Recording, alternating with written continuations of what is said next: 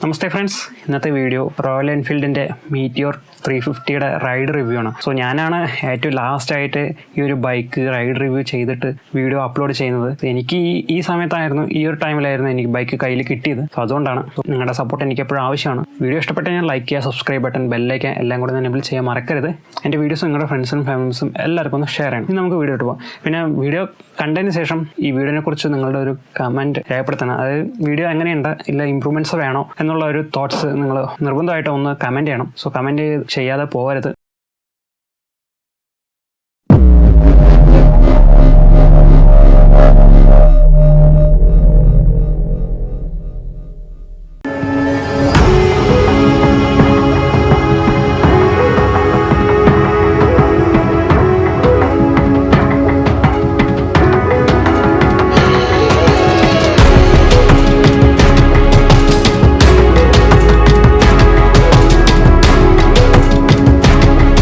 Royal എൻഫീൽഡിൻ്റെ Meteor 350 replace ചെയ്തിരിക്കുന്നത് Thunderbird and Thunderbird എക്സിൻ്റെയും പ്ലേസിലാണ്. ഈ മീറ്റിയോർ 350 ഡെവലപ്പ് ചെയ്തിരിക്കുന്നത് ഇന്ത്യയിലെ എഞ്ചിനീയേഴ്സും മൾട്ടിനാഷണലിലെ എഞ്ചിനീയേഴ്സും ചേർന്നിട്ടാണ് ഈ ഒരു മോഡലിൻ്റെ എഞ്ചിൻ വന്ന് ഡെവലപ്പ് ചെയ്തിരിക്കുന്നത്. അതായത് നമ്മുടെ ഇന്റർസെപ്റ്റർ 650നെ ബേസ് ചെയ്തിട്ടുള്ള ഒരു പ്രോസസ്സാണ് ഇതിൽ അവർ ചെയ്തിരിക്കുന്നത്. നമുക്ക് ഇതിൻ്റെ സൗണ്ട് കേട്ടാൽ തന്നെ നമുക്ക് മനസ്സിലാവും ശരിക്കും ഒരു റോയൽ എൻഫീൽഡിൻ്റെ സൗണ്ട് അല്ല എന്ന്. ഒരു ഡിഫറെൻറ്റ് ടൈപ്പിലുള്ള ഒരു സൗണ്ടാണ്, ഒരു ബാസ് വരുന്ന ഒരു സൗണ്ടാണ്.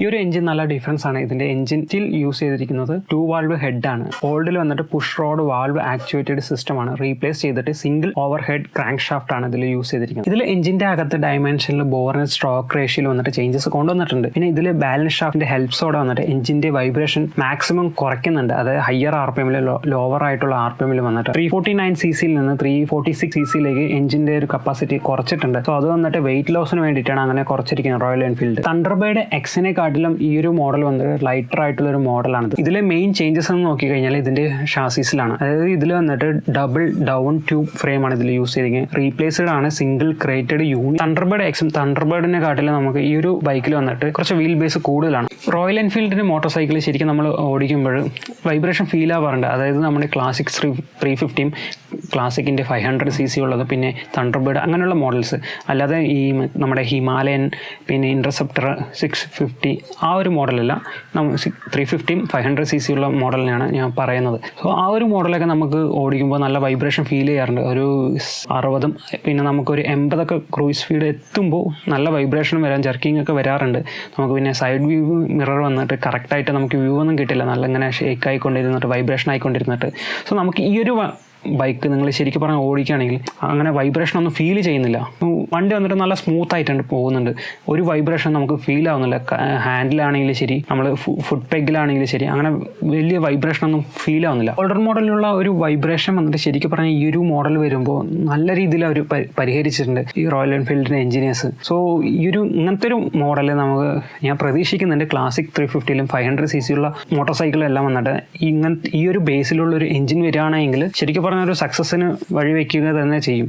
ഇപ്പോഴും റോയൽ എൻഫീൽഡിന്റെ മോഡൽസ് എല്ലാം സക്സസ് തന്നെയാണ്. ബട്ട് ഈ ഒരു വൈബ്രേഷൻ എന്നൊരു ഫീല് മാറിക്കിട്ടും. നമുക്ക് ഇതിൽ വന്നിട്ട് ഒരു 80 to 100 പോയാലും ശരി, നമുക്ക് അങ്ങനെ ഒരു വൈബ്രേഷൻ ഒന്നും അങ്ങനെ ഫീൽ ചെയ്യില്ല. സോ നല്ലൊരു എക്സ്പീരിയൻസ് ആണ് ഇത് വന്നിട്ട് നമുക്ക് ഓഫർ ചെയ്യുന്നത്. നല്ല ഗ്രേറ്റ് സ്റ്റെബിലിറ്റിയുമാണ് ഈ ഒരു മോഡൽ, ഈ ഒരു ബൈക്ക് വന്നിട്ട് നമുക്ക് ഓഫർ ചെയ്യുന്നത്. നമുക്കൊരു 100 എത്തിയാലും ശരി, പിന്നെ നമ്മളൊരു 120 ഒക്കെ എത്തിക്കഴിഞ്ഞാൽ ചെറിയൊരു വൈബ്രേഷൻ ഫീൽ ചെയ്യുന്നത്. അതായത് ഏത് ബൈക്കായാലും ശരി അങ്ങനെ വൈബ്രേഷൻ വരാൻ ചാൻസ് ഉണ്ട്. സോ നമുക്ക് ഇത് വന്നിട്ട് ഒരു 100 എത്തുമ്പോൾ നമുക്ക് സൈഡ് വ്യൂ മിറേഴ്സ് ആണെങ്കിലും ശരി അങ്ങനെ വൈബ്രേഷൻ ഒന്നും ഫീൽ ചെയ്യുന്നില്ല. നല്ല വ്യൂ വന്നിട്ട് കറക്റ്റ് ആയിട്ടുള്ള വ്യൂ വന്നിട്ട് നമുക്ക് കാണാനും പറ്റുന്നുണ്ട്. ഗിയർ ഷിഫ്റ്റ് ചെയ്യാൻ അങ്ങനെ ഇഷ്യൂസ് ഒന്നും ഇല്ല. അപ്പോൾ സ്മൂത്ത് ആയിട്ട് തന്നെ ഗിയർ ഷിഫ്റ്റ് ചെയ്യാൻ പറ്റുന്നുണ്ട്. നമ്മൾ ക്ലച്ച് ലിവർ വന്നിട്ട് കുറച്ച് ഹാർഡായിട്ടുള്ള പോലെ എനിക്ക് ഫീൽ ആയി. പിന്നെ നമുക്ക് ഗിയർ ലിവർ ആണെങ്കിലും ഗിയർ ചേഞ്ച് ചെയ്യുന്ന ലിവർ ആണെങ്കിലും ശരി, അത് ഷോർട്ട് ആയിട്ടുള്ള പോലെ ഉണ്ട്, ഫീൽ ചെയ്യുന്നുണ്ട്. സോ കുറച്ചും കൂടെ വലിപ്പം ഉണ്ടെങ്കിൽ, ലെങ്തി ആയിട്ടുണ്ടെങ്കിൽ കുറച്ച് കംഫർട്ടബിൾ ഉണ്ടാവുന്നതാണ് എൻ്റെ ഒരു ഫീൽ. ഇതിൻ്റെ കൂടെ തന്നെ USB ചാർജിങ് പോർട്ട് വന്നിട്ട് അവൈലബിൾ ആക്കുന്നുണ്ട് റോയൽ എൻഫീൽഡ്. സോ അതൊരു നല്ലൊരു ഗ്രേറ്റ് പാക്കേജ് ആണ്. നമ്മൾ ടൂർ ടൂറിംഗ് ഒക്കെ പോവുകയാണെങ്കിൽ മൊബൈൽ ഫോൺ വന്നിട്ട് പെട്ടെന്ന് നമുക്ക് തേർഡ് പാർട്ടി ആയിട്ടുള്ള ഒരു ചാർജർ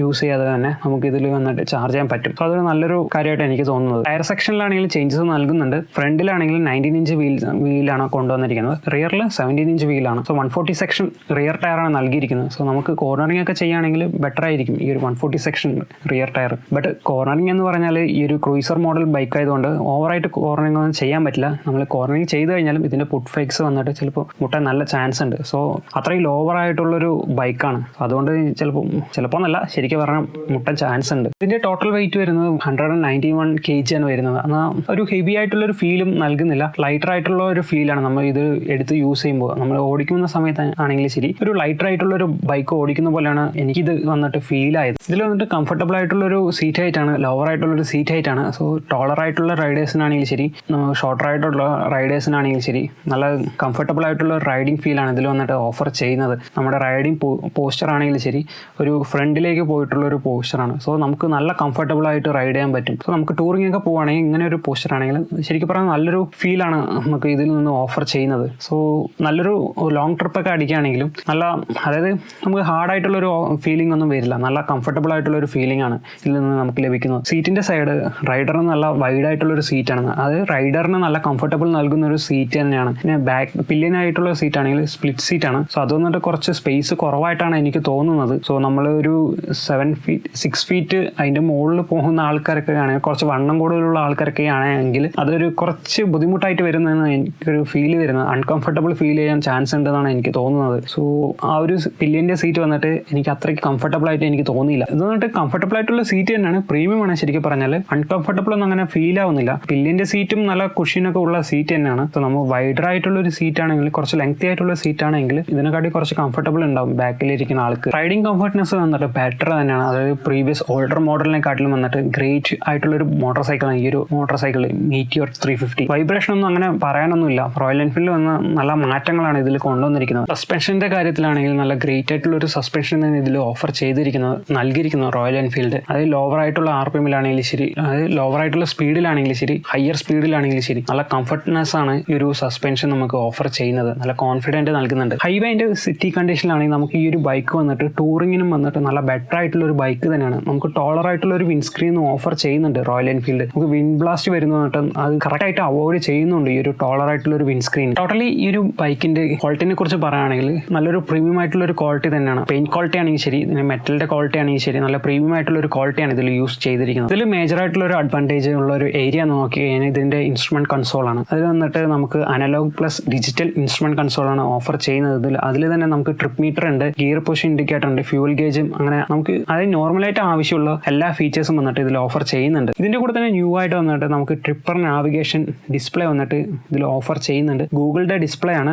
സോ നമുക്ക് വന്നിട്ട് അതായത് റോയൽ എൻഫീൽഡിന്റെ ആപ്പ് വഴി നമുക്ക് കണക്ട് ചെയ്ത് കഴിഞ്ഞാൽ ഗൂഗിൾ മാപ്പ് ഇതിൽ നമുക്ക് വരുന്നതാണ്. നമുക്ക് 10/10 നാവിഗേഷൻ ആണ് ഇതിൽ കാണിക്കുക. അല്ലാതെ നമുക്ക് ബ്ലൂടൂത്ത് കണക്ടിവിറ്റി അങ്ങനെ ഇതിലൊന്നും അങ്ങനെ ഓഫ്, അതായത് ബ്ലൂടൂത്ത് കണക്ടിവിറ്റി മീൻസ് നമുക്ക് മൊബൈൽ കോൾ വരുന്നത് വന്നിട്ട് ഇതിൽ കാണിക്കുന്നതല്ല. സോ ആ ഒരു ഫീച്ചേഴ്സ് ഉണ്ട് എങ്കിൽ കുറച്ചും കൂടെ ബെറ്റർ ആയിരിക്കും. ഈ ഒരു ഡിസ്പ്ലേ വന്നിട്ട് നമുക്ക് ഹെവി ആയിട്ടുള്ളൊരു സൺസെറ്റിൽ വന്നിട്ട് നമുക്ക് വിസിബിൾ ആവാൻ കുറച്ച് ബുദ്ധിമുട്ടുണ്ട്. സോ നമുക്ക് അതിന്റെ അതായത് ഇൻസ്ട്രുമെന്റ് കൺസോൾ ആണെങ്കിലും ശരി, ട്രിപ്പർ നാവിഗേഷൻ ആണെങ്കിലും ശരി, കുറച്ചൊരു ബുദ്ധിമുട്ട് അനുഭവപ്പെടുന്നത്, അത് ബ്രൈറ്റ് ആവുന്നില്ല. സോ ആ ഒരു പ്രശ്നം വരുന്നുണ്ട്. സോ എല്ലാവർക്കും ഇത് പ്രശ്നമാവുമോ എന്ന് എനിക്കറിയില്ല, എനിക്കിങ്ങനെ ഒരു ഫീൽ വന്നു. നമുക്ക് ഈ ഒരു ട്രിപ്പർ നാവിഗേഷനിൽ നോർമൽ ടൈമിൽ വന്നിട്ട് ആപ്പ് വഴി നമുക്ക് കണക്ട് ചെയ്യാതെ ഇരുന്ന് കഴിഞ്ഞാൽ ഇതിൽ വന്നിട്ട് നമുക്ക് ടൈം മാത്രമാണ് കാണിക്കുക. അല്ലാത്ത പക്ഷം നമുക്ക് ആപ്പ് വഴി കണക്ട് ചെയ്തിട്ടുണ്ടെങ്കിൽ നമുക്ക് നാവിഗേഷൻ ഇതിൽ കാണിക്കുന്നതാണ്. 20 ലിറ്റർ ഫ്യൂൽ ടാങ്കിൽ നിന്ന് 15 ലിറ്റേഴ്സിലാക്കി കുറച്ചിട്ടുണ്ട്. സോ അത് വന്നിട്ട് വെയിറ്റ് ലോസിന് വേണ്ടിയിട്ടാണ് അവർ ഇങ്ങനെ ഒരു ഫ്യൂൽ ടാങ്കിന്റെ കപ്പാസിറ്റി വന്നിട്ട് കുറച്ചിരിക്കുന്നത്. ഈ ഒരു മോഡൽ വന്നിട്ട് ശരിക്കും പറഞ്ഞാൽ ഒരു ലൈറ്റ് വെയിറ്റ് ആയിട്ടുള്ള ഒരു ഫീലാണ് ശരിക്കും ഓടിക്കുമ്പോഴും വന്നിട്ട്. ടൂറിങ്ങിലായാലും ശരി, ഹൈവേയിലായാലും ശരി,